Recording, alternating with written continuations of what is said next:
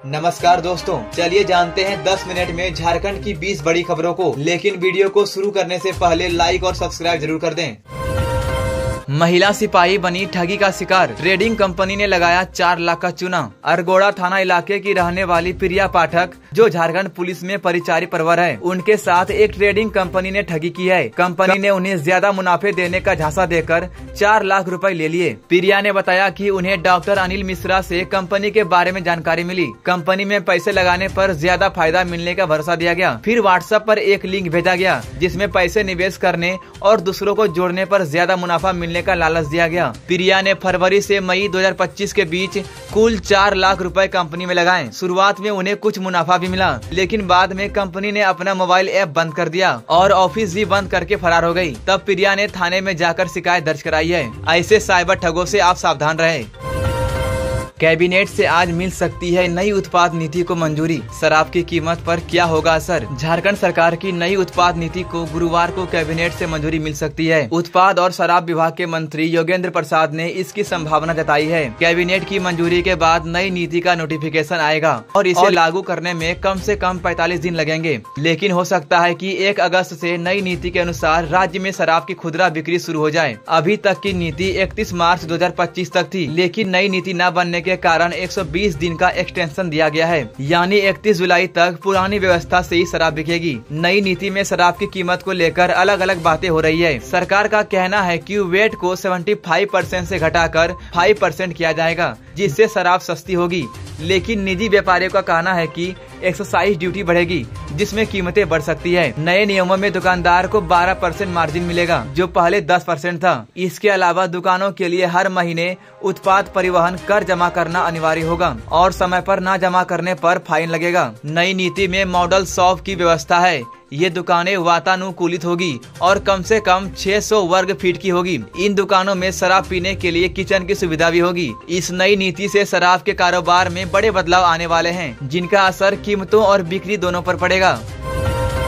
बिजली चोरी पर JBVNL का एक्शन, 70 लोगों पर FIR दर्ज। बिजली की चोरी को रोकने के लिए झारखंड बिजली वितरण निगम लिमिटेड ने बुधवार को बड़ा अभियान चलाया। राज्य भर में 646 जगह छापेमारी की है। इस दौरान बिजली चोरी करते पकड़े गए 70 लोगों पर FIR दर्ज की गई और कुल 13,89,000 रुपए का जुर्माना लगाया गया। धनबाद सर्किल के अधीक्षण अभियंता SK कश्यप ने बताया कि धनबाद में 354 जगह छापेमारी हुई। 31 लोगों को बिजली चोरी करते पकड़ा गया। उन पर 7,52,000 रुपए जुर्माना लगाया गया। 4 सर्किल में 293 जगह छापेमारी हुई। 39 लोगों पर FIR दर्ज हुई। उन पर 6,37,000 रुपए का जुर्माना लगाया गया।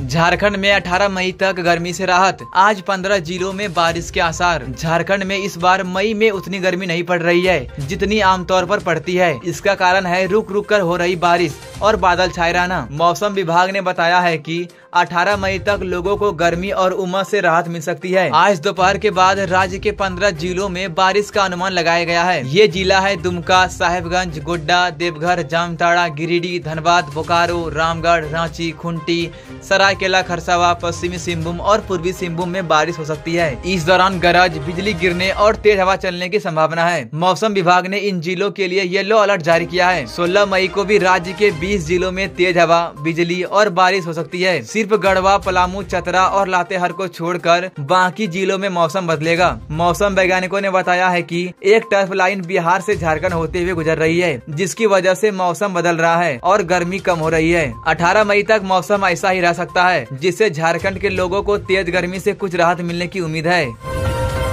रांची मोरहाबादी में देर रात चला बुलडोजर, अतिक्रमण हटाने पर दुकानदारों का हंगामा। रांची के मोरहाबादी में बुधवार रात को नगर निगम की टीम ने अतिक्रमण हटाने की कार्रवाई की। इस दौरान बिरसा मुंडा फुटबॉल स्टेडियम और आर्मी ग्राउंड के आसपास लगे ठेले और अस्थायी दुकानों को हटाया गया। नगर निगम की इन्फोर्समेंट टीम ने आधा दर्जन से ज्यादा ठेले जब्त कर लिए और कई अस्थायी दुकानों को तोड़ दिया। दुकानदारों का आरोप है कि यह कार्रवाई बिना किसी सूचना के की गई है, जिससे उनका सारा सामान खराब हो गया। सब्जी, फल और अन्य सामान बर्बाद हो गए। रात करीब 11 बजे शुरू हुई इस कार्रवाई के बाद दुकानदारों ने विरोध शुरू कर दिया। कुछ लोग प्रशासन की गाड़ी पर चढ़ गए और जोरदार नारेबाजी की। रात 1 बजे तक दुकानदार और महिलाएं विरोध करती रही। दुकानदारों का कहना है कि अगर पहले जानकारी दी जाती तो वे खुद ही दुकान हटा लेते। महिलाओं को हल्की चोटें भी आई है। रात करीब 12:30 बजे बजे सभी लोग मोहराबादी थाना पहुँचे और अपनी शिकायत दर्ज कराई। फिलहाल माहौल शांत है, लेकिन दुकानदारों में नाराजगी बनी हुई है।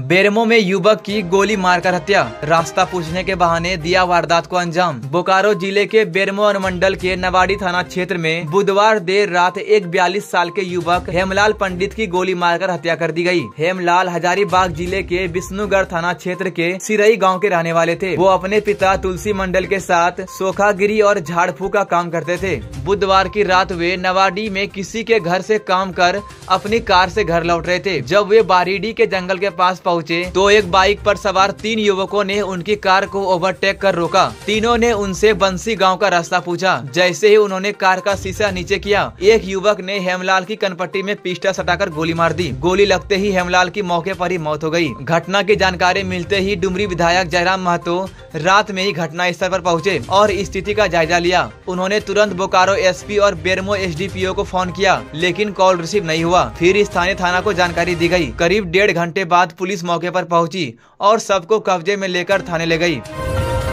झारखंड में हर दिन कट रहे 1000 चालान, देश में 21वें स्थान पर। झारखंड के लोग ट्रैफिक नियमों को नजरअंदाज कर रहे हैं। हर दिन करीब 1000 लोगों का चालान काटा जा रहा है। इसी वजह से झारखंड देश भर में ट्रैफिक चालान के मामले में 21वें नंबर पर पहुंच गया है। रोजाना सबसे ज्यादा चालान तमिलनाडु में काटे जाते हैं। इसके बाद नंबर आता है उत्तर प्रदेश, केरल, हरियाणा और दिल्ली का। ट्रैफिक चालान से सबसे ज्यादा कमाई उत्तर प्रदेश को हुई है, फिर हरियाणा और राजस्थान का नंबर आता है। झारखंड इस लिस्ट में 21वें स्थान पर है। 5 साल में झारखंड सरकार को 82 करोड़ 71 लाख रुपए की आमदनी हुई है। 13 मई 2020 से 13 मई 2025 तक झारखंड में कुल 17,10,000 लोगों का चालान काटा गया है। इसमें ट्रैफिक पुलिस ने 15,88,000 रुपए का चालान काटा है और परिवहन विभाग ने 1,22,000 चालान काटे हैं। इससे सरकार को 82 करोड़ 71 लाख रुपए की कमाई हुई है।